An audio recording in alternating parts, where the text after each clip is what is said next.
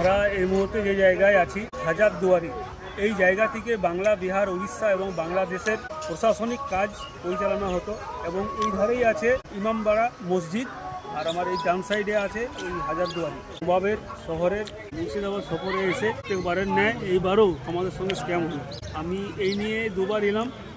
যতবার এসেছি ওই ঘোড়ার গাড়ি যাদের কাছ থেকে আপনারা ভাড়া করবেন একটু সাবধানে করবেন, তারা একরকম কথা বলে আপনাদেরকে ডিল করবে এবং ফাইনালি যখন কাজটা শুরু হবে, যখন সফরটা শুরু হবে, শেষমেশ দেখা যাবে যে স্ক্যাম হচ্ছেই। এটা আমার মনে হলো যে ভিডিওতে একটু বলা দরকার। অনেকে আসছেন যারা ইতিহাস ভালোবাসেন, ঐতিহাসিক নিদর্শন দেখতে ভালোবাসেন, নবাবের শহরে ঘুরে দেখতে চান, যারা ঘোড়ার গাড়ি চালায় বা ঘুরায় তারা কিন্তু সত্যিকারের প্রত্যেকের সাথেই এই স্ক্যামটা করে। আর প্রশাসনেরও দৃষ্টি আকর্ষণ করব এদের উপরে যেন একটু হলেও নজরদারি করা যায়।